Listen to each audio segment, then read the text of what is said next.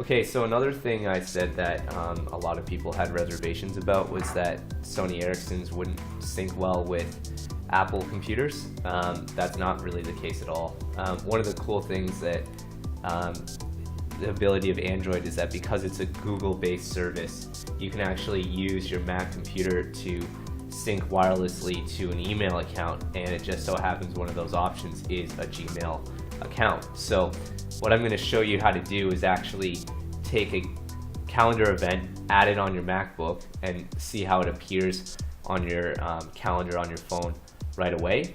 I'm going to show you how to set that up, and I'm also going to show you how to set it up for contacts. So first off, I guess it makes sense to go to the calendar and actually show you guys that there's nothing going to be in that event on the day I'm talking about. So if I go up to calendar, let's say I go over to Thursday the 1st of December and there's nothing at 12 o'clock. So then what I'm going to do is also go to my contacts and see how there's no match for Xperia. Now what I'm going to do is actually show off how you can do all that syncing without any cables whatsoever. So if I go over to my MacBook, the programs that Mac like to use are Address Book and iCal. And so what I have up here is iCal. And right now I have it synced to a Google account. So how I would do that is go up to iCal and go to the preferences.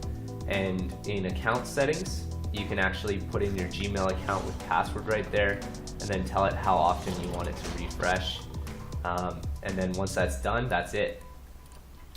Now I said December 1st at 12 o'clock, so if I click on this, go to 12,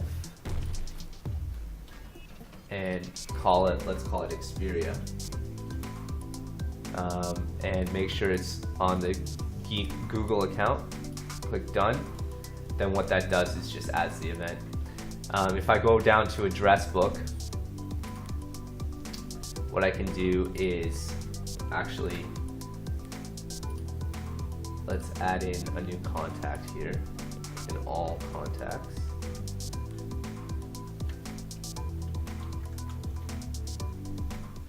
And put down some phone numbers.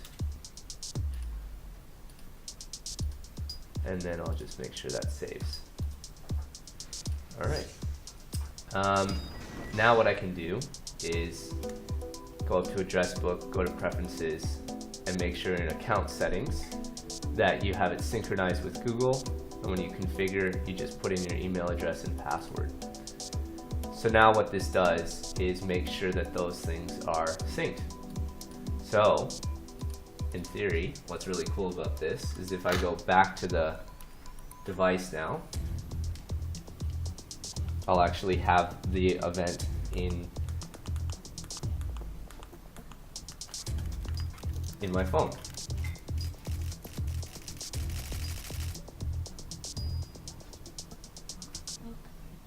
So this is really good because there's no cables involved. So there are a lot of people that will never sync their phone up, and so there's still a way to have everything backed up. So if I go to the calendar and look under Thursday at 12, there we go. Now it says Xperia right away, which is pretty awesome. I can also, of course, do it the other way around. So definitely some cool stuff with the integration there with Mac. So yeah, check that out.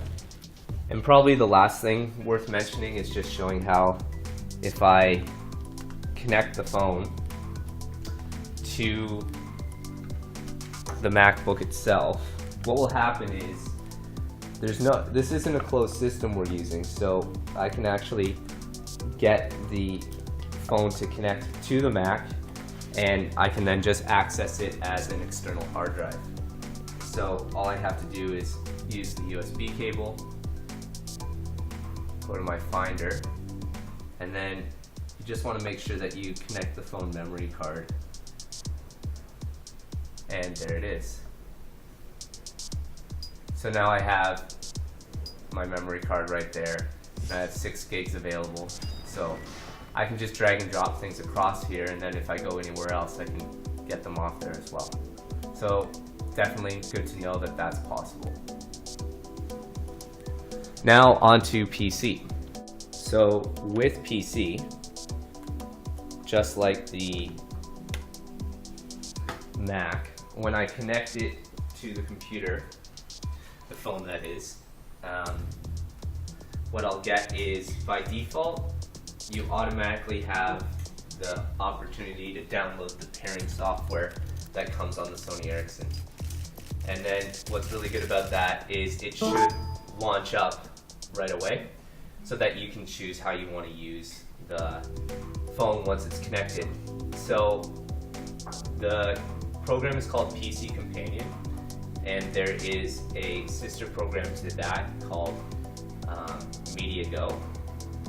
And what these are both really good at down here, it's already open, is right away it tells you whether or not your phone is up to date with the latest software.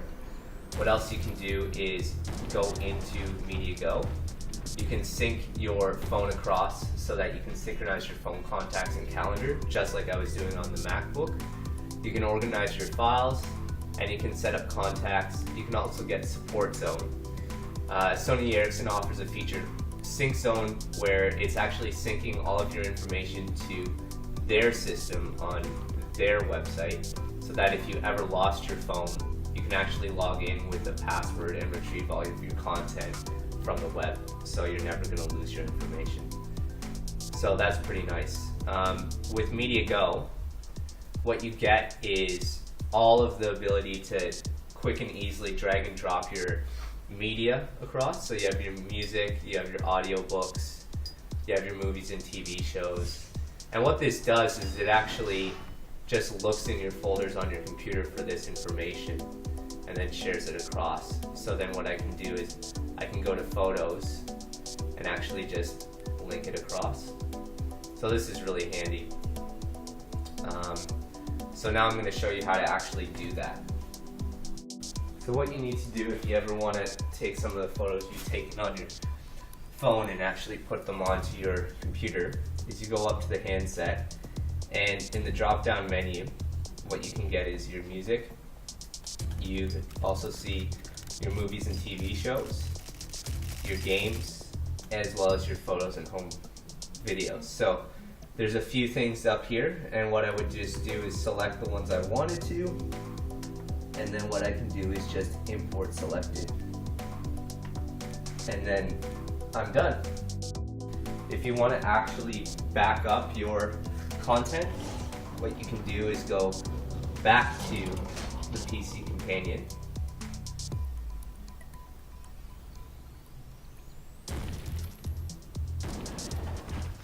and go to Sync Zone or Contacts,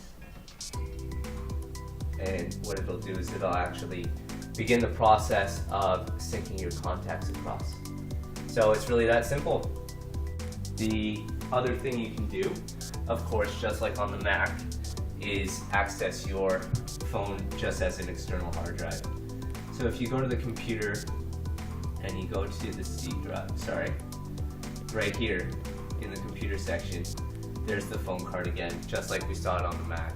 So again, you can drag and drop your files across extremely easily, and so now you just have an external hard drive the size of whatever memory card you have in there.